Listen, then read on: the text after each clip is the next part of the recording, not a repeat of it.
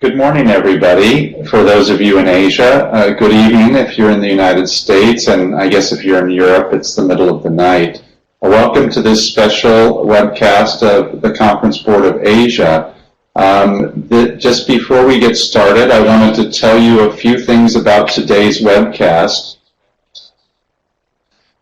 You can download in the bottom left side of your screen. And also, if you have questions during the session, please type them into the text box on the left of your screen, and we'll get to that if we can during the webcast itself, and if not, we'll follow up with you via email. That's really about all there is to know about housekeeping, so let me move on.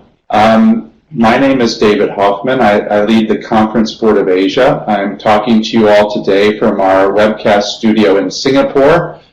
Joining me is John Spector, our Senior Advisor and CEO Emeritus of the Conference Board. John has put together a terrific session today that we're calling 7 Forces at Work. This is a synthesis of some of the key narratives board overall. For those of you who aren't familiar with us, the Conference Board is a 103-year-old institution. We are a member-focused think tank that provides trusted insights for what's ahead. We do that by conducting primary research and rigorous data work, and by convening executives together with our researchers and with one another to share ideas and generate insights. We're trusted because we're nonpartisan, nonprofit, and independent, and hopefully that shines through in some of the material John is going to present today. We study broadly 3 areas: economy, strategy, and finance, human capital, sustainability, and corporate leadership topics. So you'll see a synthesis of all that coming together in this presentation. I mentioned something, that's what we'll be running through this morning, or whatever time it is where you are. But that doesn't mean that all 7 of these forces apply to all aspects of your business. Not every company will be experiencing pressure or opportunity across all 7, but we'd wager a guess that if at least 2 aren't stress points or opportunity sets for your company, you may be missing something important. So hopefully today's webcast illuminates some of the risks you may face or the opportunities that may lie ahead. Again, you can download the presentation, and please do ask questions. I'll pick those up as we go through this and feed them to John, and we'll do our best to answer anything that comes up along the way. John? Okay, thanks, David. Today's discussion, okay, go ahead. That's all right, David. I think you've sort of covered on today's discussion. You said we're going to move fairly quickly, but do interrupt with questions, and then at the end we'll tell you how you can learn more. So thank you, David, for allowing me to join in. I'm John Spector. I'm in New York. David's in Singapore, so we may have a bit of a delay between our audio, but we'll do our best.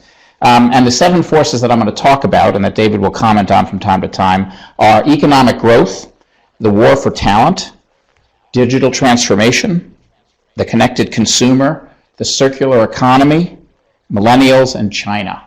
And I'm now going to go through each one of those in turn and describe to you the highest level of our research in each of these 7 areas. And again, there are easy ways for you to follow up afterwards and go deeper into any one or more of these that you think you'd be interested in. Let's start with economic growth.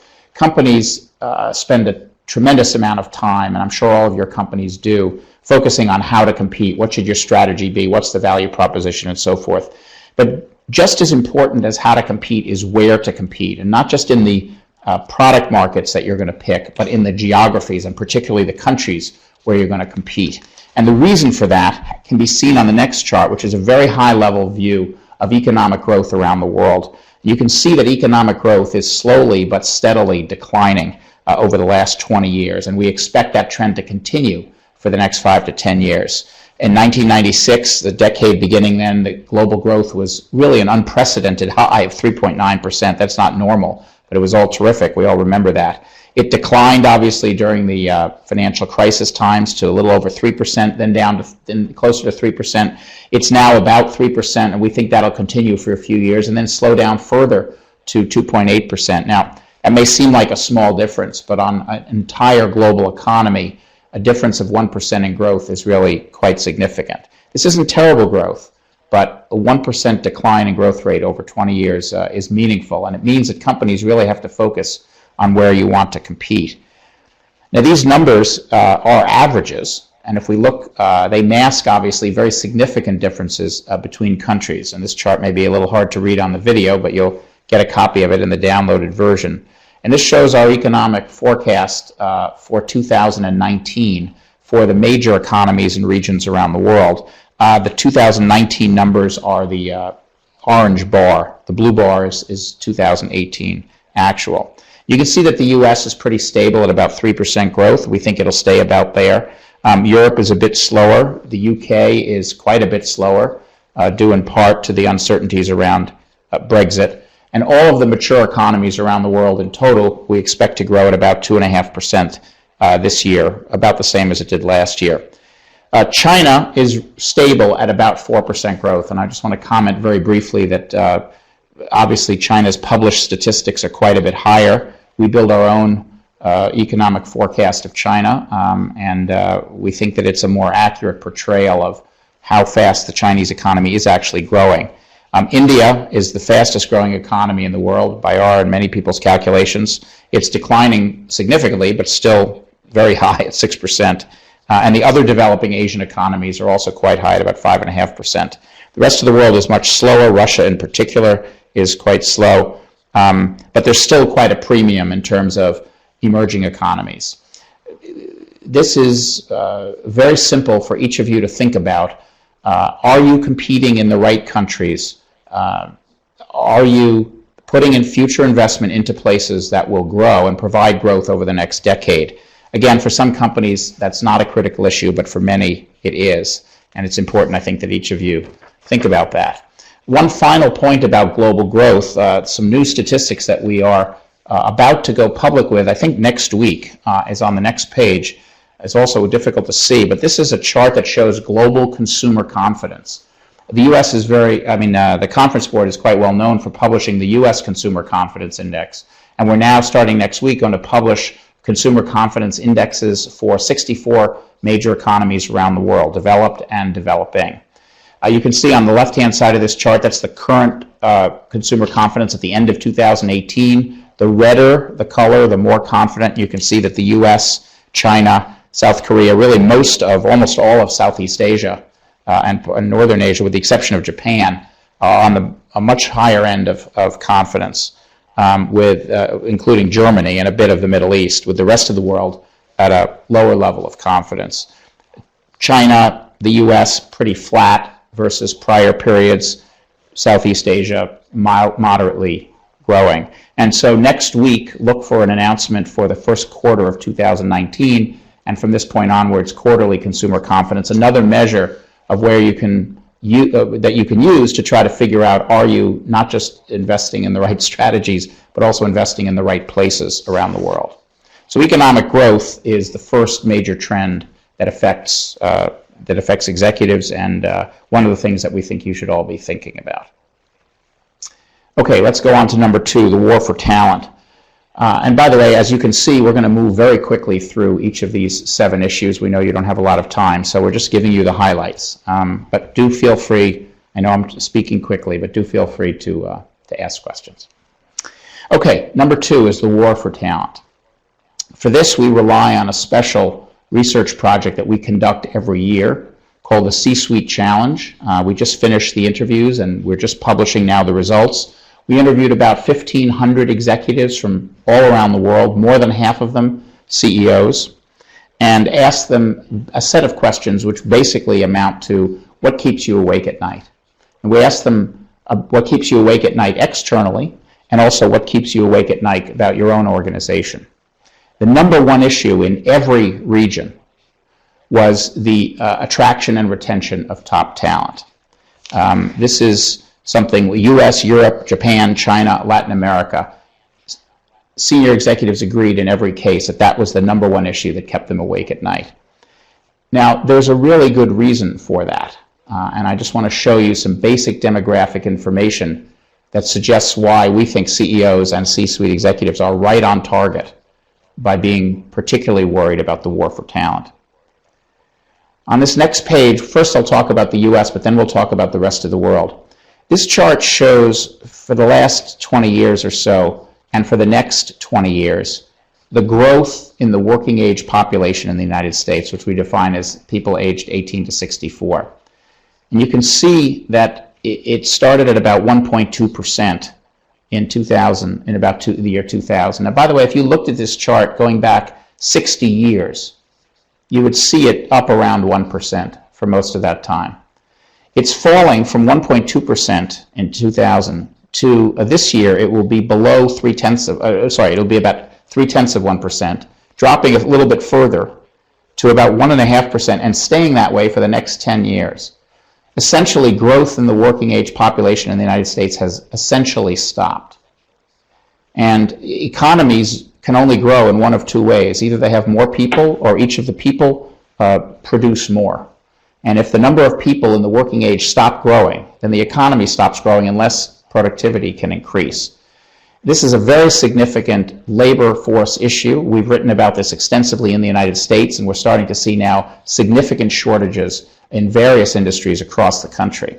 But it's not just the United States that's suffering from this problem. Let me show you. It's a complicated chart, but let me show you about 20 other countries around the world.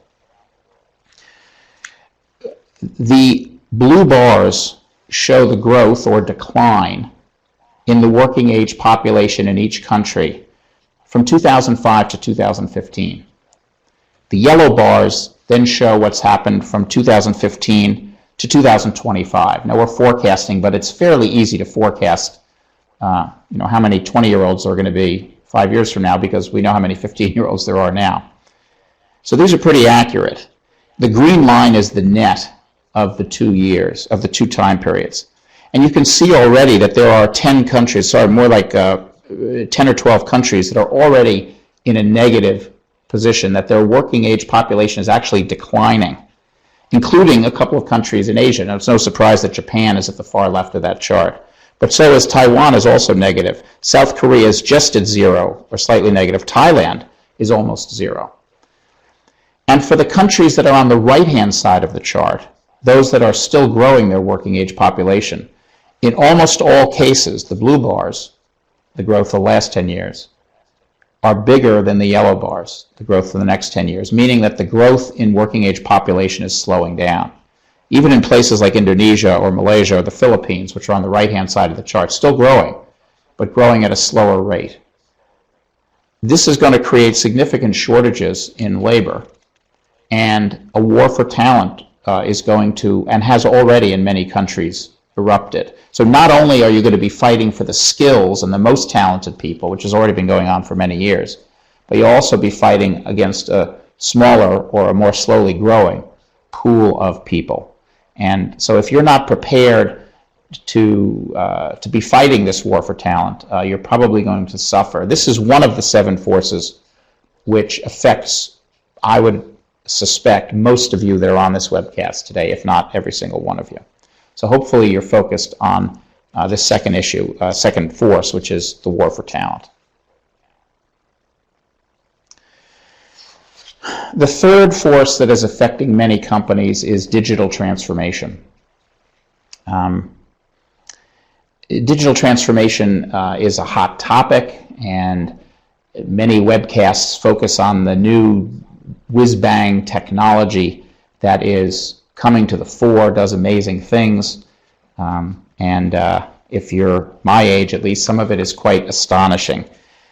But the research that we've done suggests that focusing on technology may not be the most important thing for an organization that is trying to adapt to and follow or to lead as a company with digital transformation. We studied a number of companies that were successfully embracing digital transformation to try to see What was common about these companies? What did they do? What did they each do that was similar to the other to make them successful at embracing digital transformation? Here's what we found, and it was pretty surprising. Of course, we found that they were open to digital disruption, meaning that they were open to adjusting their products and services to digital formats and to using new technologies to advance their business. But look at what else was similar across these successful companies. Extreme customer centricity, entrepreneurism and innovation, risk-taking and experimentation, collaboration, openness to outsiders, and transparency. Now, these are organizational characteristics. They have nothing to do with technology, yet they were common among most of the companies that we found who were successful.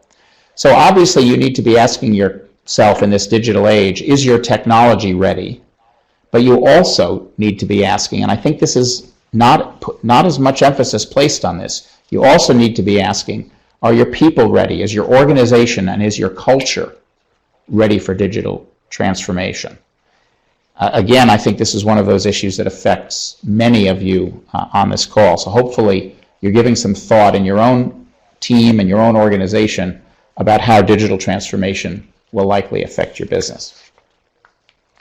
And one last slide that just came out from our CEO Challenge survey is it's not 100% clear whether or not executives have an adequate assessment of their organizational capabilities to adapt to this digital transformation. Here's a survey that we did, and we contrasted the CEO's confidence with the confidence of other members of their C-suite. And CEOs in every case are more confident that their organization is ready for digital transformation. 52% say that my organization has a compelling employee brand as it relates to digital transformation, but their counterparts in the C-suite are not nearly as confident. My organization has a retention plan for digital talent. Again, a nearly 15-point gap between the CEO and the CFO. My organization exposes leaders to digital experiences to develop expertise. Again, the CEOs are more confident. My organization provides digital development to employees to support success. Again, a 15-point gap. So hopefully you'll think about this, not just about the technology, which is whiz-bang, but you'll think about the culture in the organization and whether or not you're living up to these standards that the most successful companies have developed: customer centricity, risk-taking, collaboration, openness, and transparency. All right, the fourth major force at work that's affecting many businesses is the connected consumer. This is a phrase that we've coined. And a connected consumer is not just someone who spends time online and who consumes online, but who particularly consumes online, is a sort of a heavier consumer of products and services online. And what we want to do is to paint a picture of the dramatic growth in connected consumers that has already started and will continue at least for the next 5 or 10 years. In 2015, we estimated that there were about 1.5 billion connected consumers. We estimate that that will double by 2025. And since this webcast is targeted to those of you that are doing business in Asia, you'll notice that the first 2 bars represent about 1 billion of that 1.5 billion people growth. And that billion is taking place in Asia. So another 1 billion connected consumers we expect will come online between 2015 and 2025. And you can see the major markets. Most of these are not surprising. A couple of them might be. The United States is there, obviously. So is China. So is India. Surprisingly, so is Japan, which is not a huge country. So is Pakistan, makes the top 10. Indonesia, not a surprise. Perhaps Russia, a bit of a surprise. Again, this goes back to the question of where to compete as well as how to compete. But understanding whether or not you need to be in those markets, and in particular how you're going to compete successfully with connected consumers, is something that many companies, not every company, if you're in the B2B, business-to-business field, this may be less important to you. But if you're in the consumer business of any type, this is probably pretty important. And connected consumers are really quite different from other consumers. They are younger, they're more urban, they're more confident. They spend a lot more on discretionary items like apparel, dining out, and things of that sort if you're in those product areas. So there's not just a lot of them, but they behave differently than the average consumers do, and your strategies will need to take that into account. Again, this is more relevant for those of you that are in B2C businesses than in B2B. Okay, we've covered the first four. Let's go on to the fifth, which is the circular economy, also a phrase that we have coined. And I'm going to describe two types of economies to you, the linear economy and the circular economy. A linear economy, and I'm just going to read this because it's pretty simple, is characterized by a take, make, waste model. Raw materials are used to make products that ultimately end up in landfills in the ocean or otherwise wasted. And a linear economy, which is most of the economy, certainly for the history of the world and even now, it's inherently inefficient as it fails to maximize the value and the utility of the materials and the scarce resources. Now, a circular economy is very different. And I want you all to think about this very simple phrase because it's a little bit different than environmentalism, which is, again, an important and a hot topic today. A circular economy aims to decouple growth from the use of limited resources. To decouple the ability to grow with the constraints on the resources that are available. It's a very powerful, simple concept, and it's one that has not applied for almost all of economic history. But it's going to become very important to apply it now. And here's why. Well, first let me give you some examples of a circular economy. Regeneration, shifting to renewable energy and materials. Sharing is a very visible example of the circular economy. Sharing assets like cars or hotel rooms or appliances.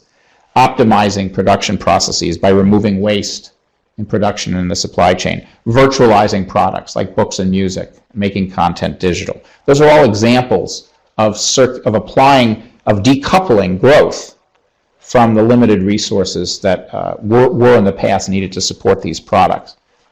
Why is this important? Because there aren't going to be enough resources to go around. The chart on the right shows the incredible growth in the global middle class from 600 million people in 1970 to 60 years later, an almost tenfold increase in the number of people as part of the global middle class who are the heavy consumers of products.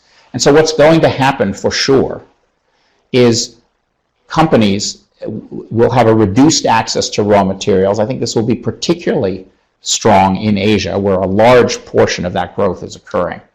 Companies that rely on a linear business model will have exacerbated price volatility as these shortages occur, and increased costs, obviously, and disruptions in their supply chain. So thinking about how your company can decouple your growth, which you want, from the limited resources which constrain you, is the basic idea behind the circular economy. Customers, at least in the United States, are basically starting to answer questions that say, yes, I am going to be buying more and more products and services that are built through a circular model rather than through a linear model. And that hasn't overtaken the entire consumer market everywhere, even in the United States, but the trend is very clear. So again, we don't have specific data on Asia in this case, but in the United States, the trend has clearly begun. And so it's something for all of us to be thinking about. Okay, please feel free to ask questions. I'm probably overwhelming you with like drinking from a fire hose, but I'll keep going because I know your time is valuable. We'll go on to the sixth force at work, which is millennials. We surveyed 15 large global multinational companies, and we went and talked to their CEO at some length, asked him or her about their leadership style, what they believed was important to them as they developed into CEOs, and what they believe is important in building a strong organization and in the leaders that they have to develop to follow them. And then we asked the CEOs to please let us interview all of their millennial employees, which we did through a survey. And And we would basically ask them the same sorts of questions. What kind of skills and capabilities are important to you? How do you lead as millennials and as people who will be leading these large global multinationals in not too long a period of time? And we found some pretty significant differences between these two groups, which are highlighted on this next chart. Without going into all of these points, you can see that the things that the CEOs found were most important were what I'll call hard skills, critical thinking, business management skills, managing stakeholders like investors and board members. Look at what millennial leaders said were the three most important skills to them: leadership impact, interpersonal skills, and global cultural acumen. Now, those were not unimportant for CEOs either. They recognize the importance of those issues, but the difference is striking between these two groups. Now, these millennials are going to be running our big corporations within a decade, and they will likely need different type of development, different type of experience, and the organization will likely need to adapt to the differences. And that's not something you can do in a quarter or 6 months or a year. It's something that requires cultural development over periods of time.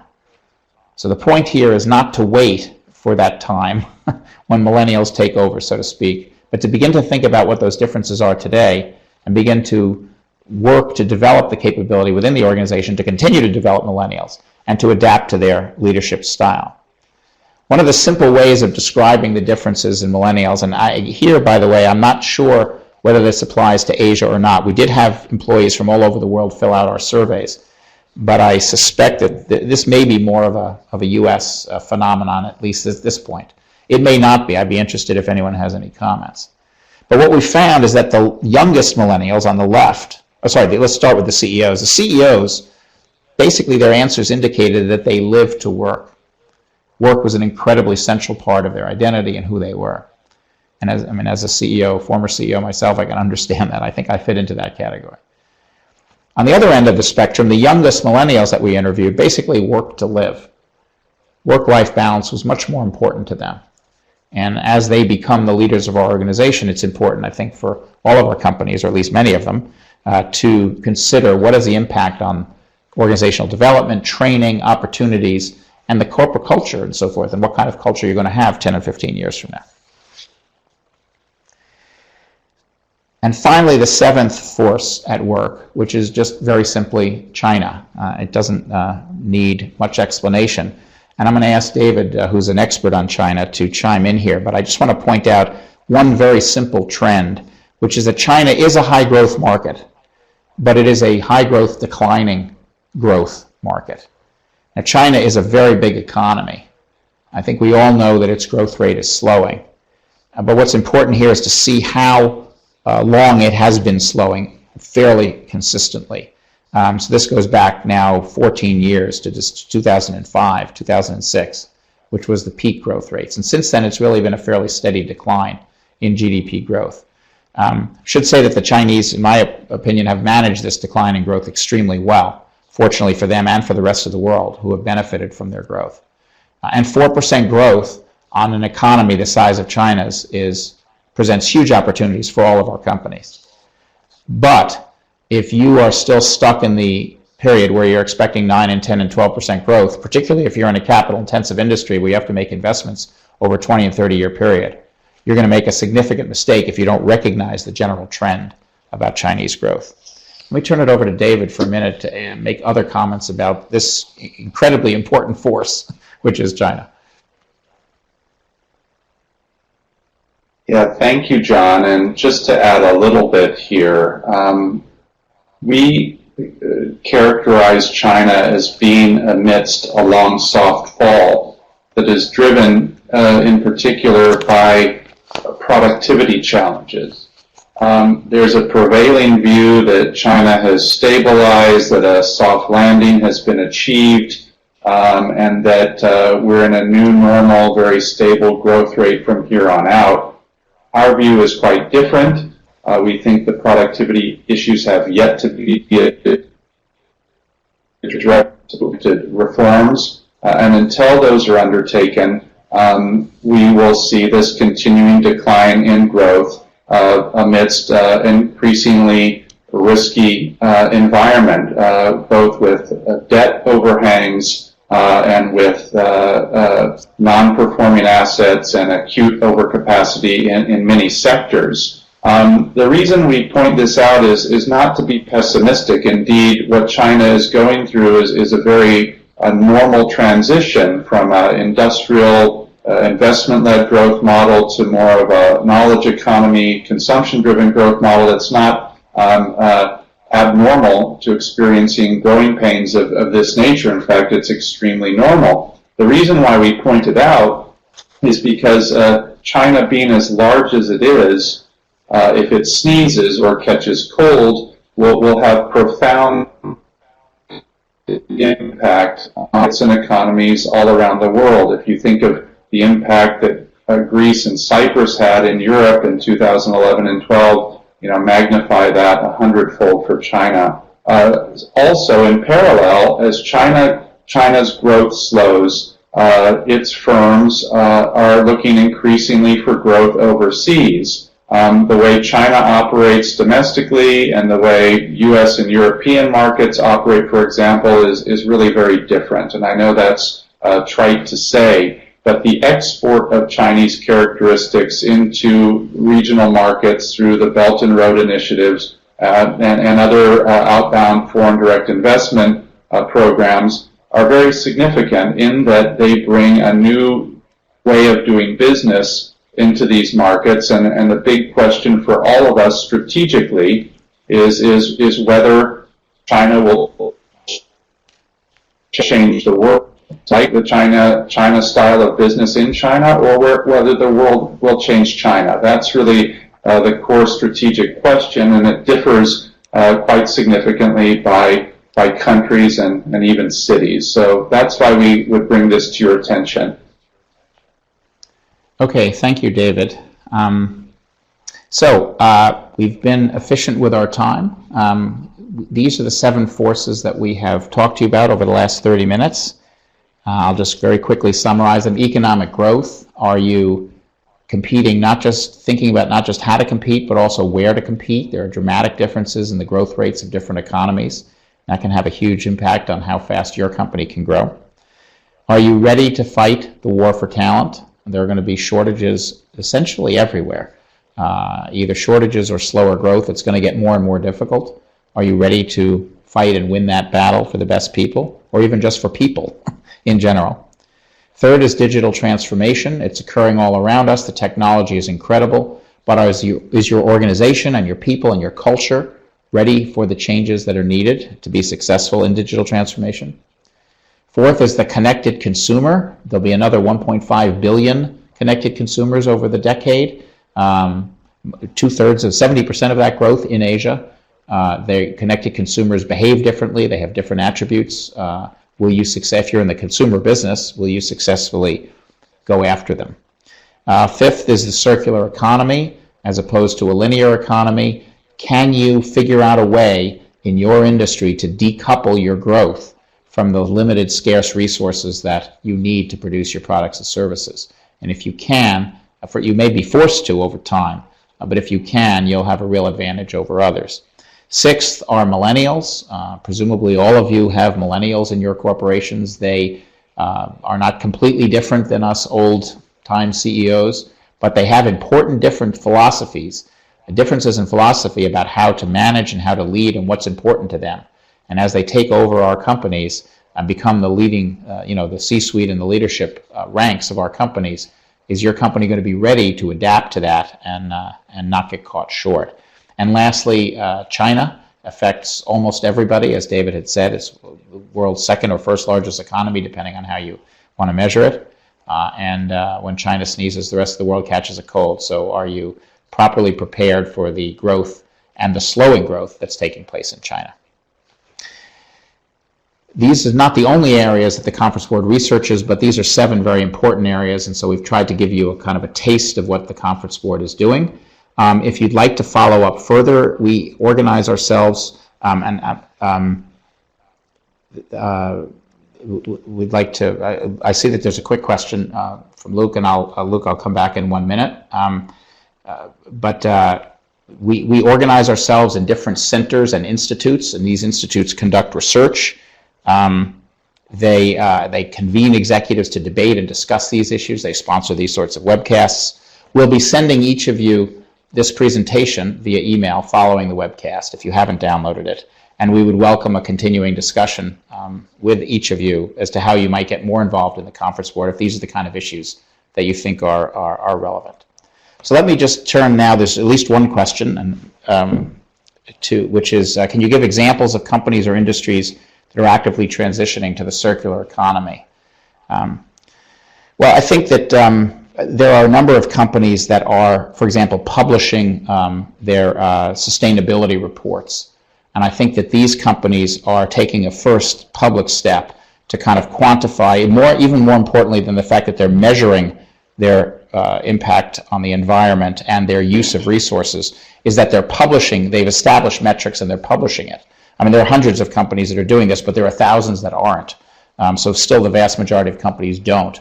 But the companies that do, the good ones, are talking about their use of kilowatt hours of energy, or how many how much oil they're burning, how much money they're spending on heating, how self-sustaining are their buildings. Obviously, the new economy companies, the sharing companies like Uber and so forth, have started out from the beginning using a circular model, Uber, Airbnb, and so forth. And so those are also, I think, good models and good examples to look towards. I realize again that both David and I have thrown a lot at you, talked fast and in great volume. So if you do have questions, we'll wait one more minute to see if there are any other questions, and we're happy to answer them. But we also are proud of the fact that we can convey a lot of information in 30 or 35 minutes and give you a chance to start your day in Asia without losing too much time out of your regularly scheduled meetings. So any last questions? Going once? Okay. Well, thank you very much. Oh, sorry, David, go ahead.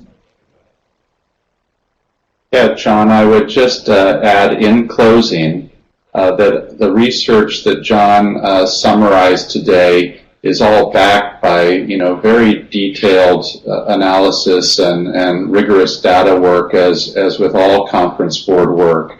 In many of these areas, we have sister research programs or executive councils related to the topic matter underway in Asia. We've got a study on millennials in Asia, for example, and in each of these areas, under the broad rubric of these mission success, we have deep and rigorous research and engagement programs. We very much look forward to exposing you to that, engaging you in the conversation about these key issues, and hopefully having you as part of our program here in Asia. All right, terrific. Thank you very much, David, and thanks everybody for joining us.